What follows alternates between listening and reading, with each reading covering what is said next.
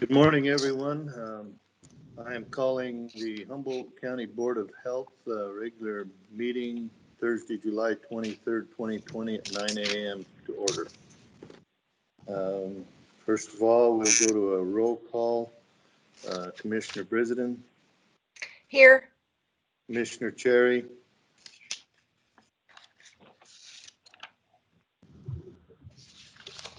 Commissioner Bell, I'm here. Commissioner French, I'm here. Sheriff Allen. Here. Go back, Commissioner Cherry, are you there?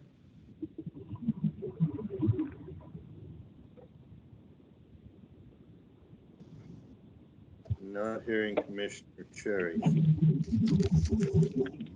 If he joins later, we'll add that to our roll call, Tammy. So we'll go on with that then. We'll go to a Pledge of Allegiance. We have a flag, Dave. We do. Coming your way. Would everyone please join me in the Pledge of Allegiance? I pledge allegiance to the flag of the United States of America and to the republic for which it stands, one nation, under God, indivisible, with liberty and justice for all. Thank you. Go to public comment. General public comment is designated for discussion only. Public has an opportunity to address the commission on any matter not appearing on this agenda. However, no action may be taken on matter raised until the matter itself has been specifically included on the agenda as an item upon which action may be taken. Do we have any public comment? If we have public comments, you'll need to unmute yourself. That's *6. Please identify yourself for the public record.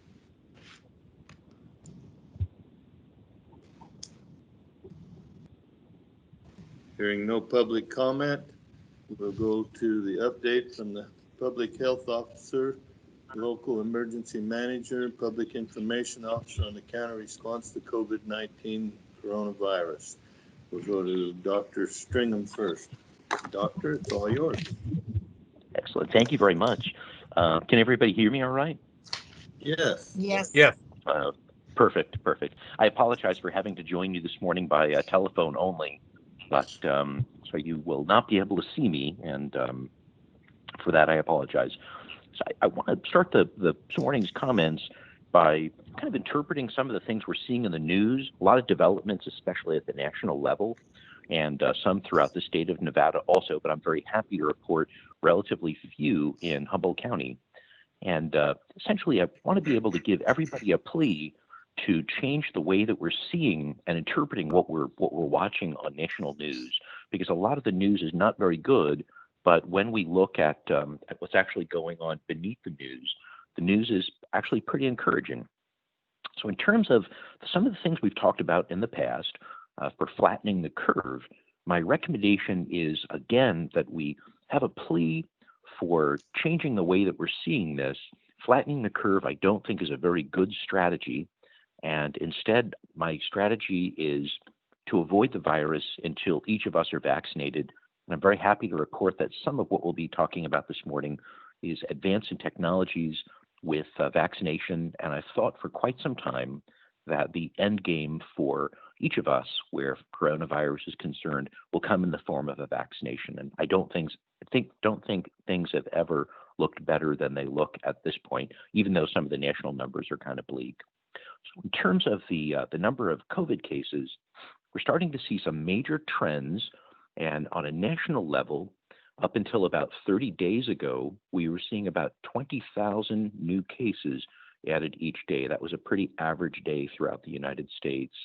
And at this point, a record day approaches 77,000 new cases in a single day. And it looks like we're fast approaching a day when there will be 100,000 new cases diagnosed each day.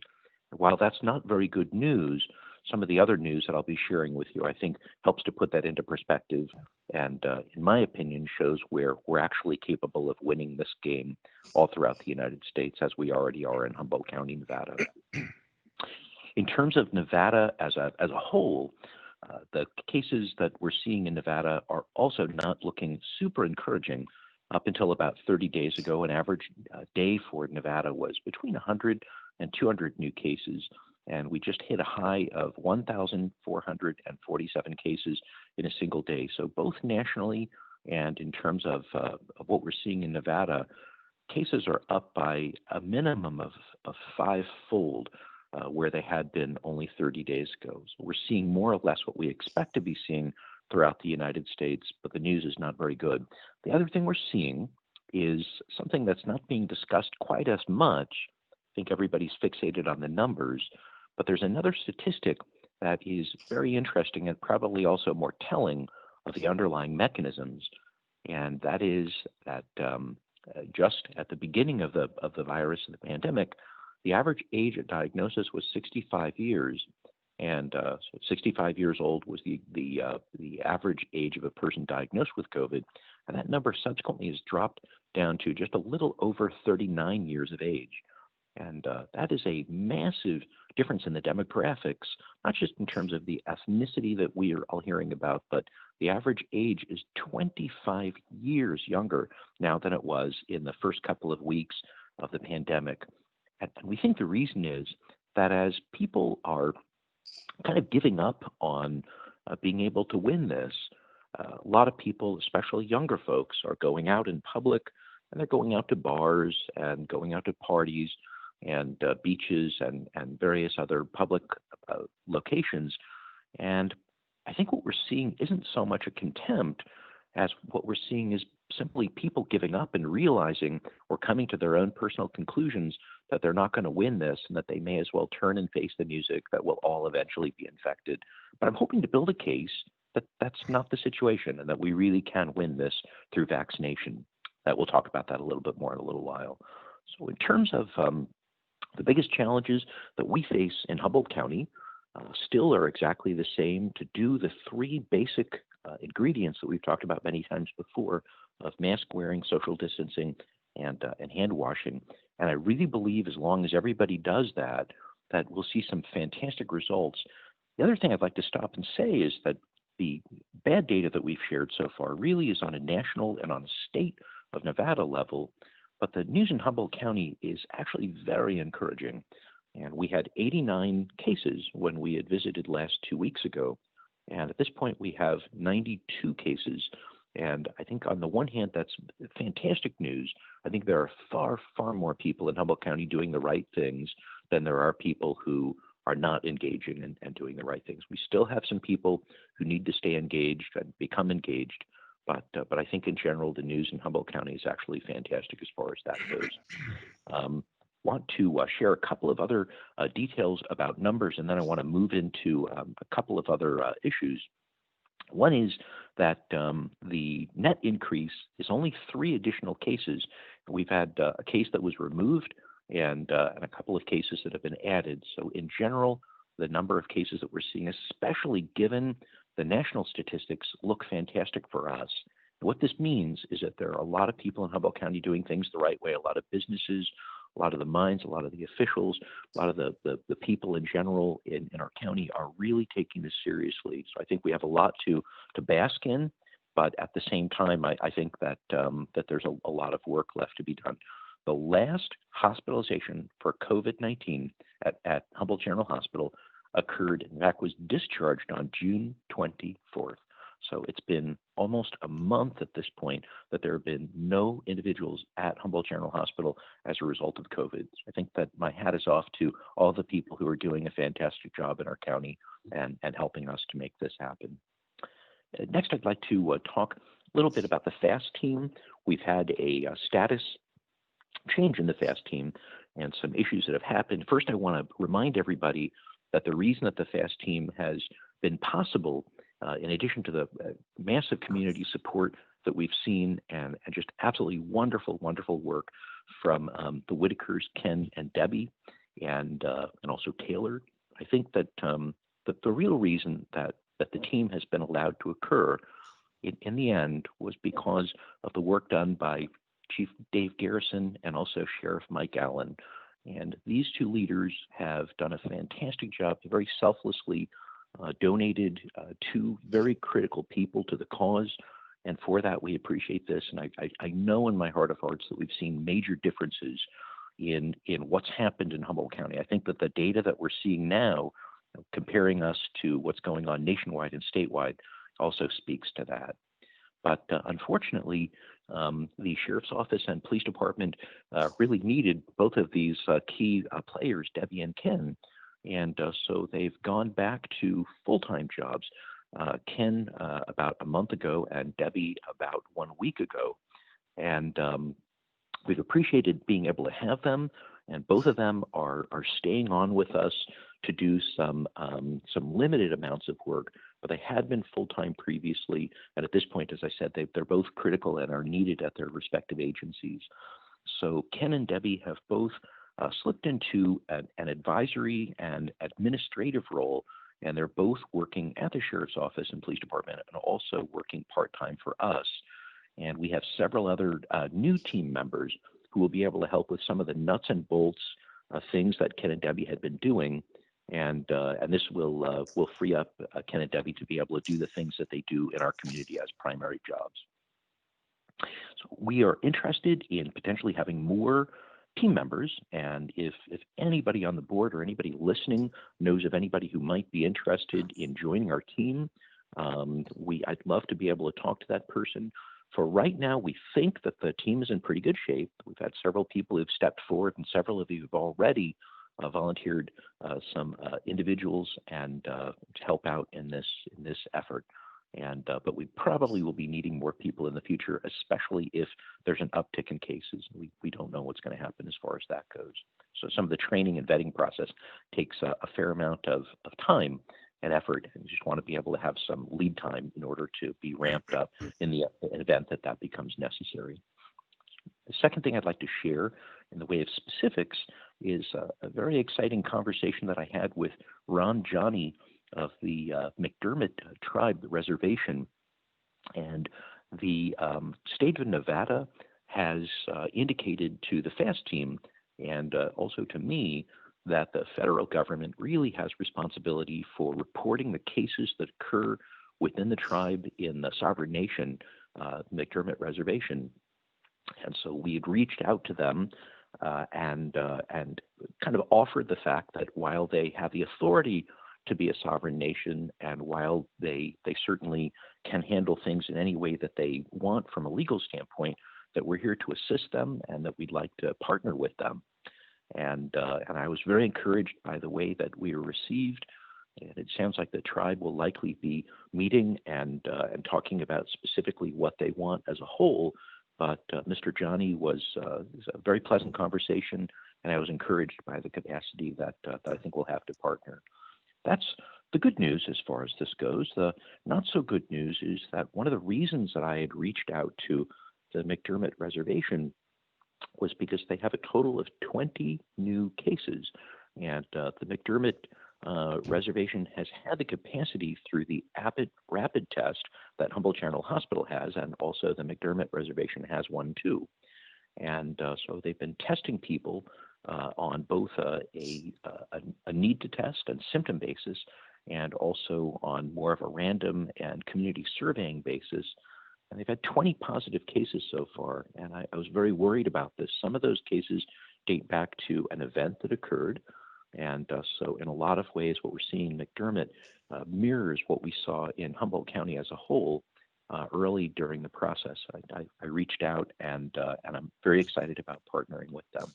So they had expressed interest also in having the FAST team assist with their cases and giving various advice and ordering people into quarantine and helping to contain some of the things that they're seeing there on the reservation.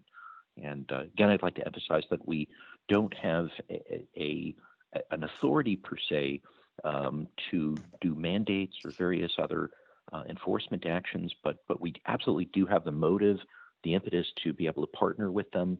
And I'm just very excited about what we'll be able to accomplish together. So I'd like to talk a little bit about our antibody testing program. And I talked to Dr. Mardini, the hospital's pathologist, and also several others. Apparently, the antibody testing device made available by Siemens and the CARES Act is still on its way. We have not taken possession yet, and we're not sure of exactly the date. We've been told that it should be fairly soon, but we've been hearing that for the last several weeks, and hopefully we'll be able to have some more encouraging news here over the next several days. So the antibody community-based testing program that we have planned for Humboldt County is on hold primarily until we get that device. Next, I'd like to talk a little bit about something I was very excited about. Alicia Heiser, the city manager, had contacted me recently and indicated that she was excited about a program that she'd heard. Initially, there'd been an article about some wastewater testing that was done in Spain. And then all throughout the United States, there are several other communities here in the United States that are already doing this. And the premise is that there's a viral content in sewer water, in wastewater, and that viral content is measurable, and that more specifically, by accurately measuring these numbers, municipalities are actually able to predict about a 14-day lead time on when their outbreaks are going to occur. And so we're looking for leading indicators, and it turns out that the viral content in sewer water is one of those leading indicators. There was a great article in the San Francisco Chronicle about Yosemite National Park testing that was done. And this was particularly interesting because there had been no cases at Yosemite at the time. And when their wastewater was tested, they were able to predict that they were about to have some cases. So it's a great way to be able to look at what is truly a leading indicator in order to brace for larger upticks and to be able to make plans. So my understanding is that Alicia had attended a conference this morning at 8 o'clock, and hopefully we'll be getting some encouraging news about how and what the specifics are that our municipality may be able to engage in some of this this sewer surveillance technique, and very excited about that as well. I'd like to conclude my comments this morning by giving some news that I think is about the most encouraging that I've heard during the entire outbreak. And that is a new vaccination. There are about 25 different candidate vaccinations that are all in mid-stage clinical trials at this point. These are not conceived vaccinations. These are actual vaccinations that exist right now and are ready to be tested in larger groups of people. And very excited about that. I think it's about the best news that we've heard so far. So even though the national numbers are going up, the possibility that we have for an end game to happen fairly soon has never looked better than it has now. Of those vaccination candidates, I'm particularly excited. I've shared a little bit about Sorrento and their STI 1499 vaccination, but I have to tell you that the position number one at this point, in my opinion anyway, is now held by Oxford University and a joint program that they have with AstraZeneca, which is a major pharmaceutical company throughout the world, one of the very biggest. And there is a vaccination that they're working on called AZD 1222.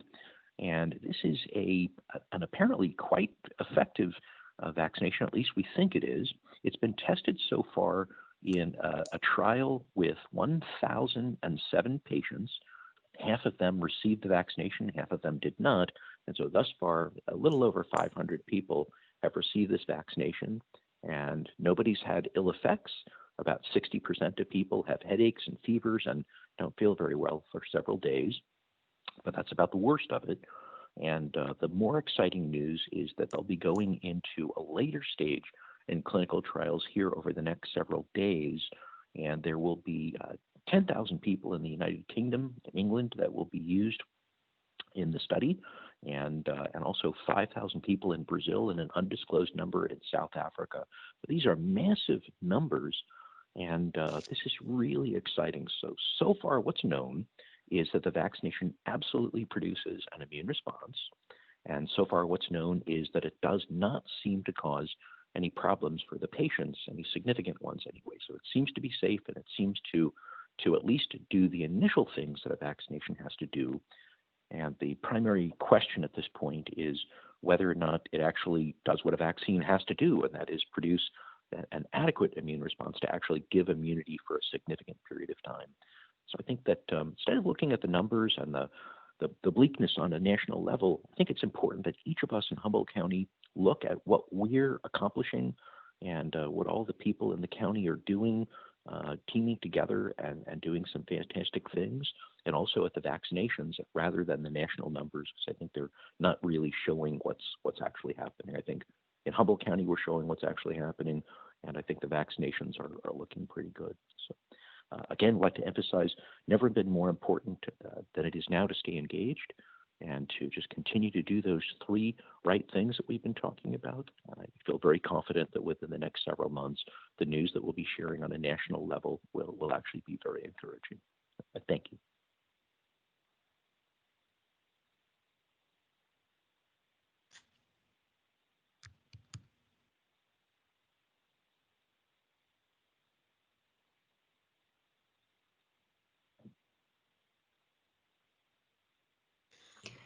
Hey, Ken, are you there? I was in silent mode. Yes, Dr. Stringham, I have a question for you. Sure. On the last study that you talked about from Oxford and AstraZeneca, what was the number on that study? The number of patients so far? No, the number. It ended in 1222, but Oh, it's the name of the product. So AstraZeneca and Oxford are calling this product, this development product. It's called AZD 1222, 1222, and that's their nascent product description number. okay, thank you. Absolutely. Any questions of Dr. Stringham? Mr. Chairman, this is Commissioner French. I had one real quick question. Dr. Stringham, do we know, have those companies that are at least have the highest probability of a successful vaccination, have they already started the process of manufacturing these vaccines? I know there was discussion ahead of time that from the time the vaccine is accepted, that to the time that adequate numbers of doses are actually made available to the public can be fairly significant, and that the government was in the process of authorizing those vaccines that had the highest probability of success to authorize them to start manufacturing the vaccine ahead of time, try to get ahead of this. Did that actually happen, or are we looking at quite a lag time before we have adequate doses available?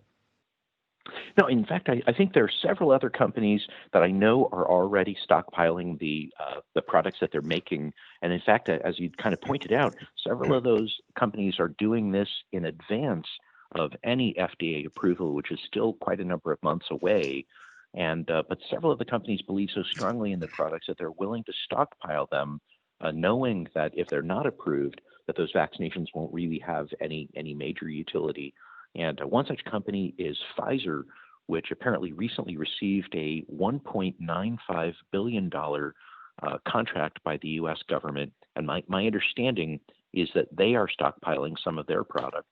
And my understanding also is that Sorrento, when last I read about 3 weeks ago, was also in the process of stockpiling some of their product. I don't know what the status is as far as the Oxford vaccination and their ability to stockpile, but one of the general themes that I think will probably do a better job of answering the question that you're asking is that several of these companies believe so strongly in this that a lot of the things that are typically done are being short-circuited, and as safely as possible, of course. But I think that quite a number of the companies have already accelerated so much of this, and to the extent that getting these vaccinations to end users, absolutely, it requires that the vaccinations be available in ample quantities, that I know that won't be as much of a problem as it ordinarily is. I'm just always very encouraged when I read the trade journals within the medical community about a lot of these vaccinations, I think that everything that they can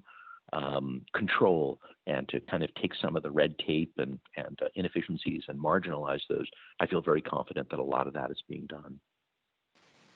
Great. That's very encouraging. Thanks, Doctor. It really is very encouraging. Do we have any other questions of Dr. Stringham? Hello, this is Sheriff Allen. All I wanted to do is just extend my appreciation to Dr. Stringham for recognizing that, the work that Debbie did for you guys, and unfortunately, we did have to pull her back. We were getting into a bottleneck type situation where she was, but I'm glad that she can continue to assist at least on a limited basis. So I do appreciate those kind comments. Thank you. Thank you very much, Sheriff. Thank you, Sheriff. Do we have any other comments or questions of Dr. Stringham?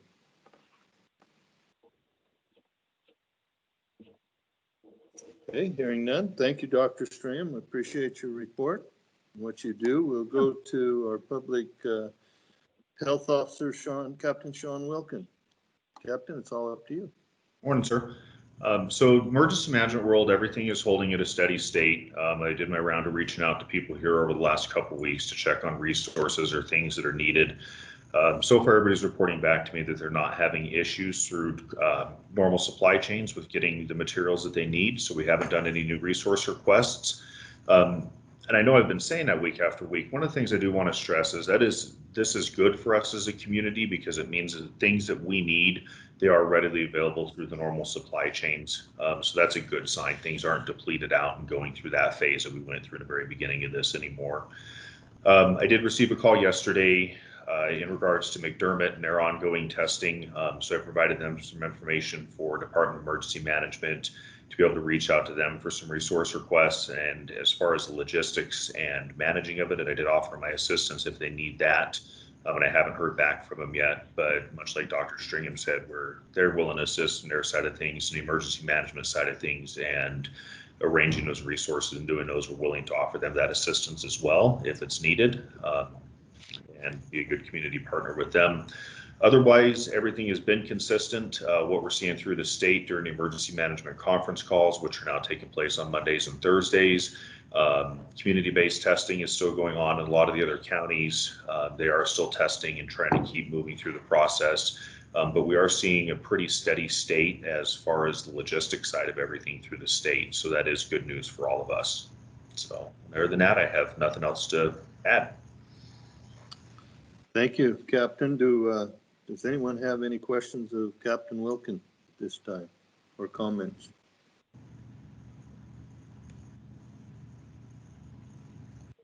Got off easy, Captain. No questions this morning. All right. Thank you. Thank you. For your report. We'll go now to Nicole Maher, Public Information Officer.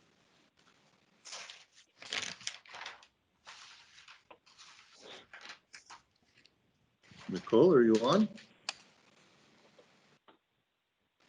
Sorry about that. Yeah, can you hear me now? We can, Nicole. Good morning. Good morning. All right. It's nice to be with you all. Thank you. So over the past 2 weeks, our local key messaging themes have included, as Dr. Stringham mentioned, Nevada's high rate of coronavirus transmission, and of course, the need to continue to be vigilant and doing the right things. The fact that safety and fully reopening the economy are not mutually exclusive. In fact, we've tried to share that safety is what will ensure that our businesses can continue to operate. We've encouraged voluntary tobacco-free policy since evidence shows that smokers are at increased risk of contracting COVID and experiencing complications from the virus. We've tried to stress that gatherings of any kind lead to increased COVID cases and the need to avoid any kind of unnecessary gathering, especially as the summer continues on.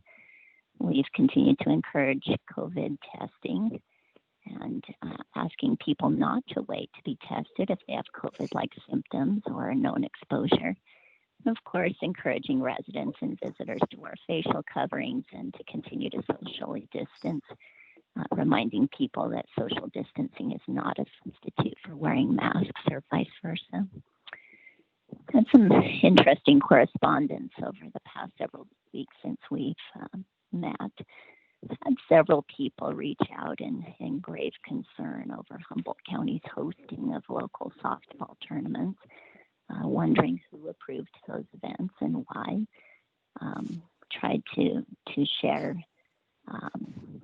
the guidance that the state has provided, and that, to our knowledge, those teams and those competitions have tried to follow that guidance, but certainly great deal of concern, and some of that from travelers coming into our community and wondering about our healthcare resources. As both Dr. Stringham and Captain Wilkins have talked about McDermott, I also received a phone call from Dr. Jacqueline Bay. She is the health director of the Fort McDermott Wellness Center, and she called to ask why I was not including McDermott's numbers in the results that I share from Humboldt County.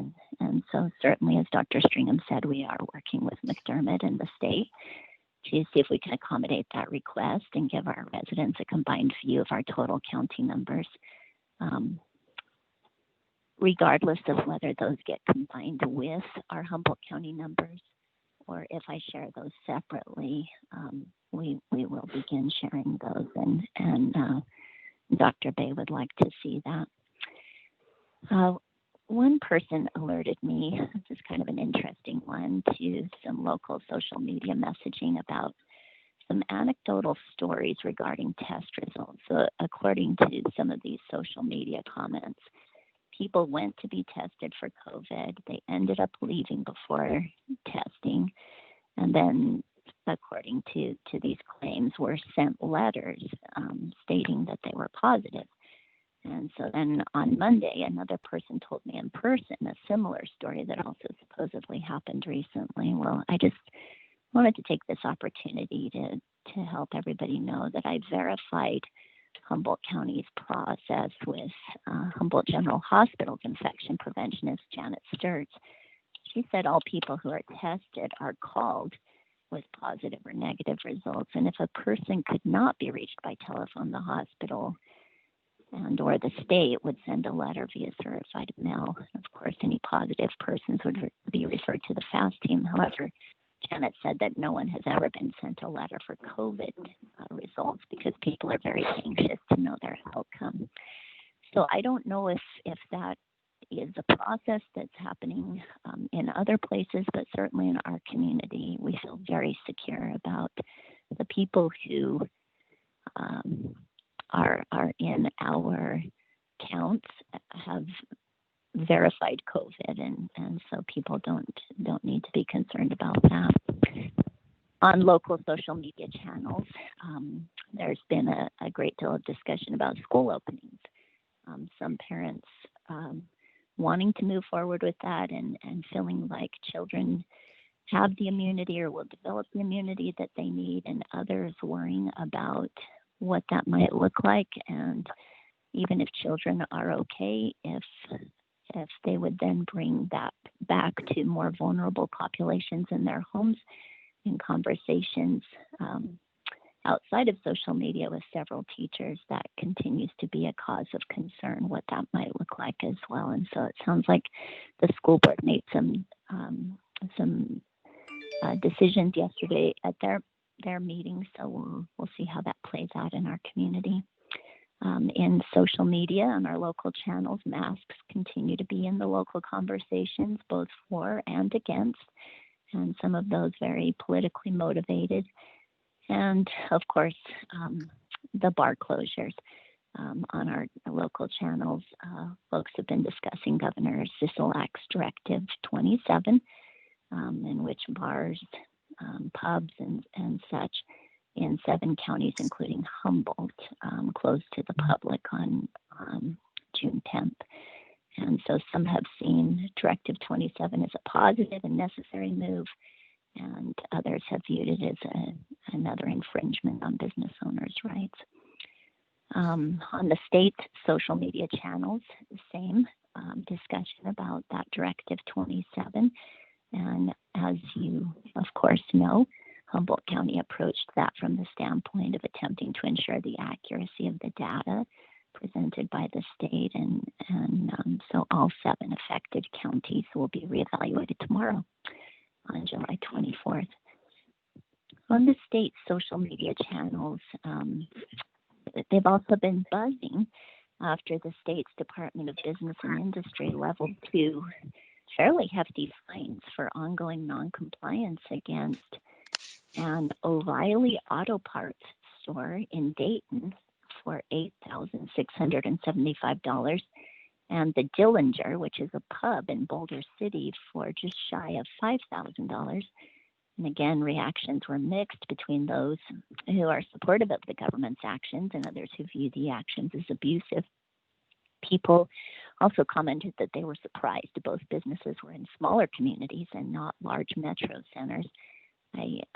In some of those comments, people were astounded that that some of those non-compliance officers were not just centering or focusing their efforts on those metro centers.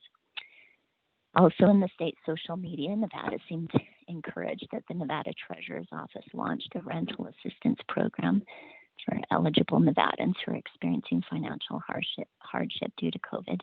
And they also discussed the city of Las Vegas's decision to add 100 what they're calling compliance ambassadors to help businesses comply with the governor's mask directive. So these folks, these compliance ambassadors, are charged with providing education and guidance, but they can also report violations to the city's business license staff. And some agreed that this new strategy, in light of Las Vegas's increasing numbers, was called for, while others felt, again, that it was an infringement on business rights. As far as our situational report, we just hit 500,000 tests performed. So those are completed tests, not persons tested. So persons tested would be just 100,000 less than that, about 400,000. Just to give you an idea, 2 weeks ago, we were just shy of 400,000. So in 2 weeks' time, our state has done about 115,000 more tests, which is pretty significant when you think about what's happening at the state lab. I know for us locally, gosh, when we started this, we could get test results in 24. If it was really lengthy, it was 48 hours. And now we have, according to Janet Sturtz at the hospital, we have some results that are taking 7-10 days. And so certainly the state doing the best they can, but that gives us a snapshot of what's happening. As far as positive cases, when we last met, we had 24,300 positive cases. Now we're at 38,657. So another almost 15,000 cases in those 2 days, or excuse me, 2 weeks. Our daily positivity rate is about 1 in 5, so just over 21% of those tested will come back positive. When we met 2 weeks ago, we had 571 deaths, and as of this morning, 704 in the state, most of those coming out of Clark County. In Humboldt, as Dr. Stringham mentioned, we've had just a few cases over the last 2 weeks.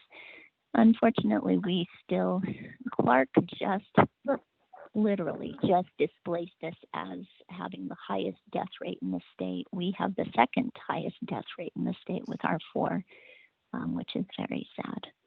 And after us, Clark first, us second, and then Washoe. Washow's cases have gone up 1,000 over the last 2 weeks. They have 105 deaths. They were at 82 deaths 2 weeks ago. As I said, Clark, out of the state's 38,600 cases, Clark has 33,000 of those. They've gone up 13,000 cases in the last 2 weeks. They're at 577 of the 704 deaths. and they were at 454 2 weeks ago. Lander, our friends to the east, 47 cases. They were at 38 2 weeks ago. No deaths, thankfully. Pershing, 13. They were at 9 2 weeks ago. No deaths. And Deer Elko, they are struggling. 343 cases as of this morning, and they were at 185, as you will recall. They have added one more death, so they're at 2. In news of interest, these are just things that I thought might be of interest to you. They were to me.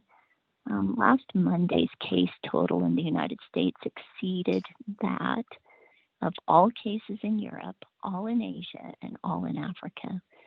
So with 4% of the world's population, if I calculated that right, we have 1/4 of COVID reported deaths. Certainly struggling as a nation. I hope Dr. Stringham, and I have faith that he's right, that in a few months we will see our dear nation be able to do better.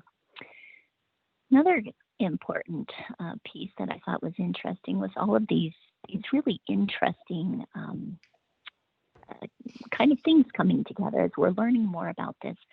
The former head of the CDC suggested this week that there are several key pieces of information that might demonstrate the effectiveness of states' COVID response.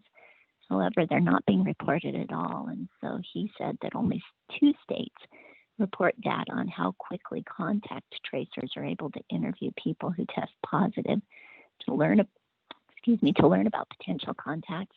No states report on the turnaround time of diagnostic tests, even though we kind of just have that anecdotally, and week-long waits for results, which we have seen sometimes hobble efforts to track real-time virus spread.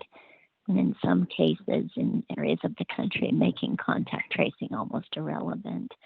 We know from our FAST team how important that is, so I thought that data was interesting. Earlier this week, as I'm sure you know, Nevada as a whole was one of 18 states that was designated as a red zone, indicating that more than 100 new cases per 100,000 population in the last week, as well as a test positivity rate above 10%. And also the areas of Reno, Elko, Pahrump, Carson City, Fernley, and Fallon were all designated yellow zones for reporting new cases between 10 and 100 per 100,000 population, and a diagnostic positivity result between 5 and 10%.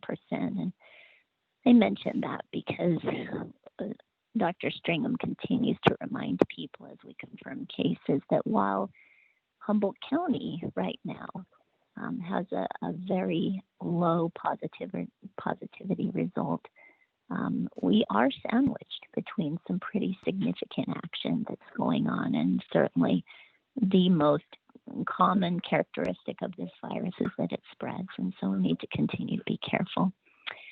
U.S. Department of Health and Human Services, HHS, changed the way that data is obtained and reported from Nevada hospitals, and so the changes include some different reporting as far as bed capacity and utilization and personal protective equipment.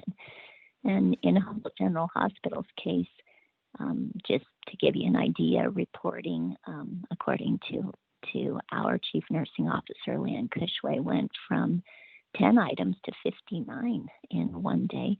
Significant jump. Hopeful that additional information will provide great information. As of yesterday, cases statewide are growing at a rate of 3.5%, or an average of 1,170 cases per day. Nevada, unfortunately, saw its highest death tally on Wednesday. That was yesterday at 28. Highest number of hospitalizations also yesterday with 1,102.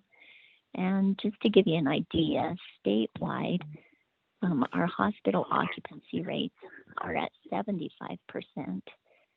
ICU units are at 67% occupancy, and ventilators in use 40%. As Dr. Stringham gladly reported, Humboldt General Hospital continues to have no COVID-19 patients and has not for nearly a month.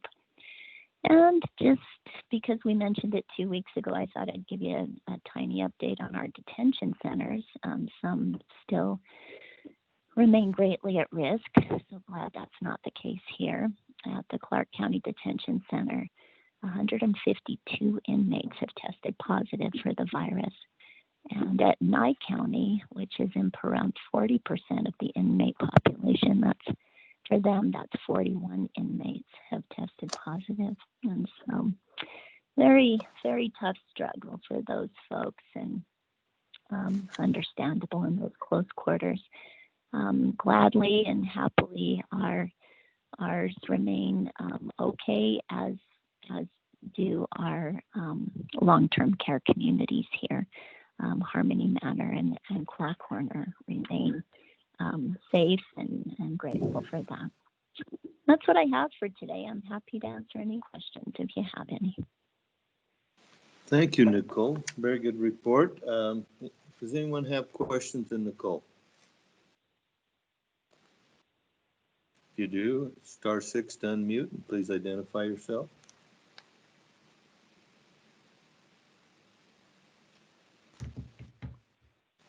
I'm hearing no questions, Nicole. Thank you very much for your report. You bet. Thank you. And now we'll go to an update from Tiffany Love, Chief Operating Officer, Humboldt General Hospital, on COVID-19 and HGH. Tiffany, are you on with us today?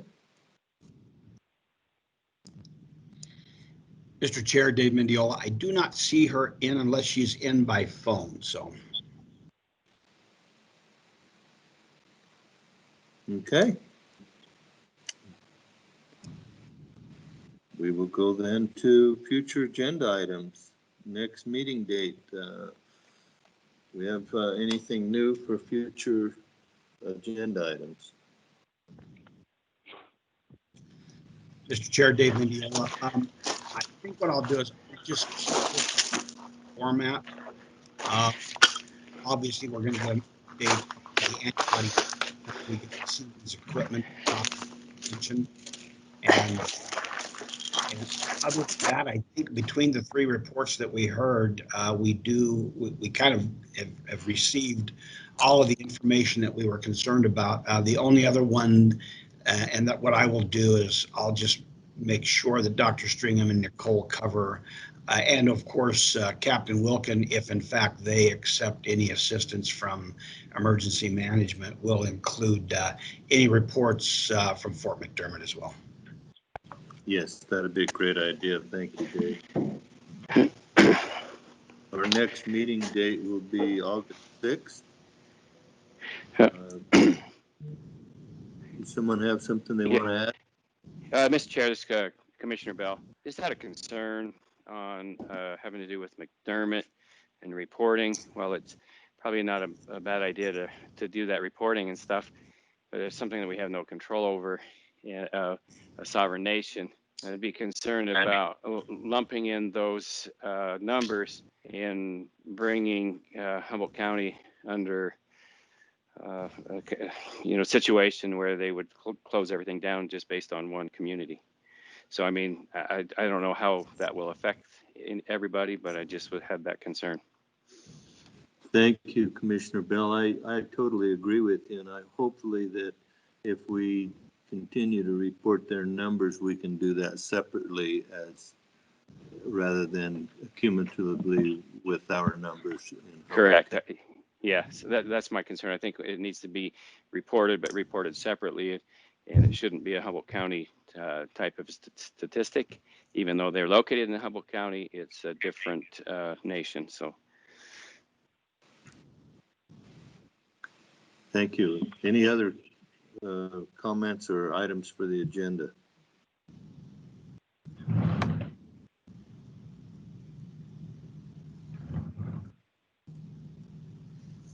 Okay.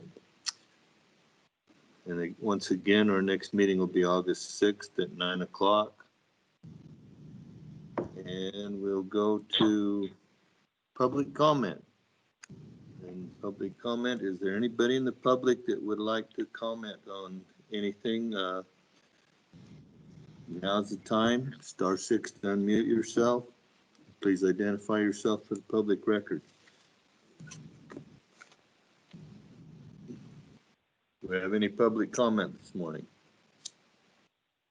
Mr. Chair, I do not have anything in the chat room. Okay. Hearing no public comment, we'll adjourn the meeting at 9:50 a.m. Thank you, everybody. Have a great day. Have a great weekend. Thanks, everyone. You-